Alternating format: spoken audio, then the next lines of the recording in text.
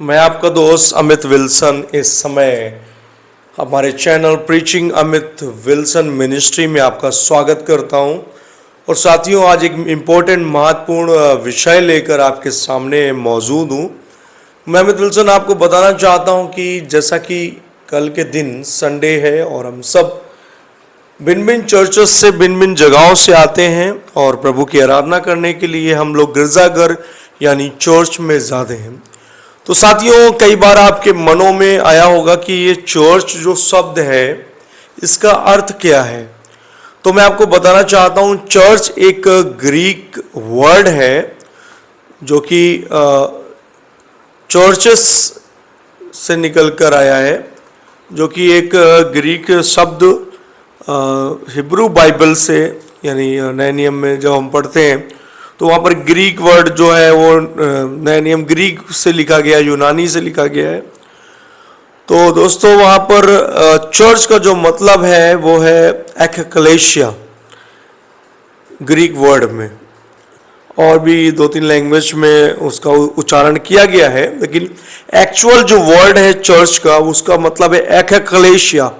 सो achalasia का मतलब क्या होता है इस वीडियो में हम जानेंगे। साथियों, प्रभु यीशु मसीह ने अपनी कलीसिया के विषय में मत्ती की किताब 16 अध्याय में पतरस को बोला कि पतरस, मैं अपनी कलीसिया बनाऊंगा और अधोलोक के फाटक भी उस पर प्रबल नहीं होंगे। राइट। और हम सब जैसा कि जानते हैं कि अधोलोक के फाटक भी प्रबल नहीं होते जो चर्च यीशु मसीह द्वारा या यीशु मसीह की सही शिक्षा के द्वारा चल रहा होता है। साथियों, जिस चर्च से मैं बिलोंग करता था वो एक आत्मिक चर्च था। आज बहुत सारे दुनिया में चर्च हैं, जिस चर्च के द्वारा मैं और मेरा परिवार विश्वास में आया वो एक आत्मिक चर्च था। और चर्च का जो मीनिंग था वो हमारे पासबान, हमारे पादरी साहब बहुत अच्छे से जानते थे, क्योंकि चर्च का जो मतलब होता है वो है call out from the world. English में बोलते call out from the world, संसार से बुलाए हुए लोग। Call from the world, those who are calling from the world, they all are become through church।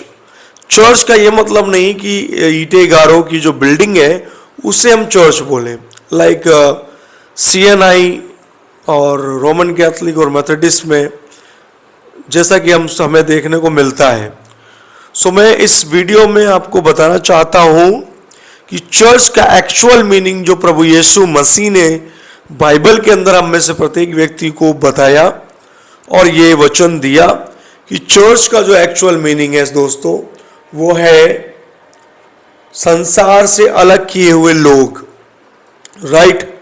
यीशु मसीह ने जब पतरस से बात किया तो वहां पर मैं बड़ी गंभीरता से पढ़ता हूं और मैंने इस पर एक किताब भी लिखी चर्च के ऊपर, चर्च शब्द और पास्टर शब्द के ऊपर एक किताब भी मैंने लिखी है। अगर जितनों को किताब चाहिए कमेंट बॉक्स में किताब ले सकते हैं। किताब फ्री ऑफ कॉस्ट है, लेकिन कोरियर चार्ज 100 रुपीज़ आपको पेड करना पड़ेगा।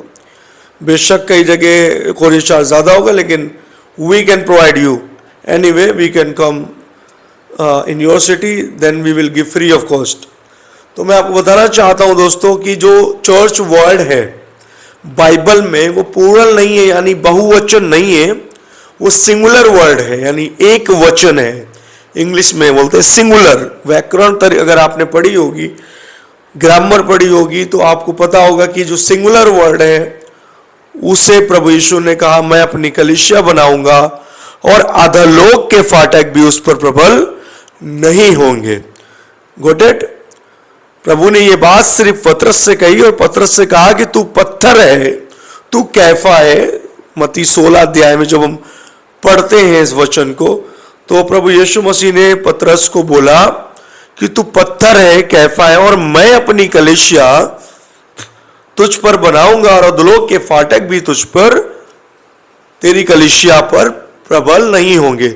और हम देखते हैं पहले तो काम 1 अध्याय 8 पद में कि जब यीशु मसीह चले जाते हैं ऊपर और पवित्र आत्मा उनके 50 दिन बाद पेंतकुस्त के दिन के समय, यानी यहूदियों का 50 दिन फसह का जो पर्व, कटनी का जो पर्व रहता है, उस समय पवित्र आत्मा बड़े जोरों और शोरों से चेलों के ऊपर उतरता है और वो सब अन्य अन्य भाषाएं बोलने लग जाते हैं और उनके अंदर एक सामर्थ्य आ जाती है कि वो यीशु के गवाह बनते हैं। और पहला चर्च पतरस ही खड़ा करता है जिसमें लोग विश्वास करके 3000 लोग बपतिस्मा लेते हैं और पहला चर्च दोस्तों बन जाता है।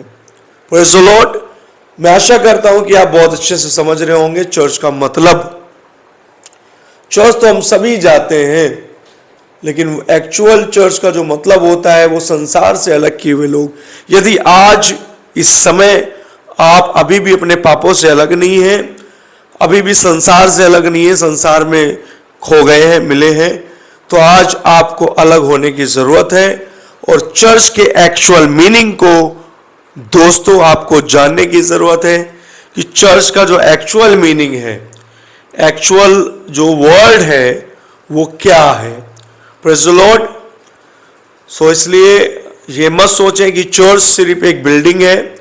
चर्च हमारा मेथोडिस्ट है, लाल पीला पुता हुआ, ठीक है ना। ये सोचेंगे चर्च सिर्फ हमारा रोमन कैथोलिक है, जहां 5 लोग जमा है, जहां 2 लोग जमा है, 3 लोग जमा है। बाइबल कहती है जहां 2 या 3 मैं हूं उनमें। मतलब क्या? यीशु हम में है, हम चर्च है। We are the church. Hallelujah. Because Christ living us and we are follower of Christ. Hallelujah. हम परमेश्वर के चर्च है, भवन है। इसलिए संडे को चर्च जरूर जाए। बहुत सारे लोगों के पास आज बहाना है, मैं लाइव मीटिंग सुन लेता हूं। बिशप साहब आप बोलते हैं मैं लाइव सुन लेता हूं, मैं देख लेता हूं, आप फेसबुक लाइव करते हैं, आप जो है इंस्टाग्राम पर लाइव आते हैं, यूट्यूब पर लाइव आते हैं, मैं सुनता हूं, मुझे चर्च आने की जरूरत नहीं है। ऐसा बोलते हैं बहुत सारे लोग। मैं उनको बता देना चाहता हूं चर्च एक जगह है जहां पर परमेश्वर अपने चुने हुओं को इकट्ठा करता है, बुलाए हुओं को इकट्ठा करता है और परमेश्वर स्वयं वहां पर मौजूद होता है और लोगों को छूता है। उसे चर्च कहते हैं। आज चर्च का मीनिंग बहुत सारे गलत शिक्षा वाले प्रचारकों ने गलत मीनिंग निकाला। किसी समय टाइम होगा मैं नमाशा पर भी बात करूंगा। मैं बात करूंगा क्या महिलाओं को प्रचार करना चाहिए या नहीं, इस पर भी बात करूंगा कि इन दिनों में गलत शिक्षा बहुत हावी है, बैप्टिज्म की शिक्षा भी बहुत हावी है। साथियों इस वीडियो में बने रहें। अगर वीडियो अच्छा लगा हो चर्च की शिक्षा के ऊपर तो प्लीज सब्सक्राइब करें, और यदि आप चैनल में पहली बार हैं तो कमेंट करके हेलो और हालेलुया जरूर लिखें। Praise the Lord. जय मसीह की। प्रभु आपको आशीष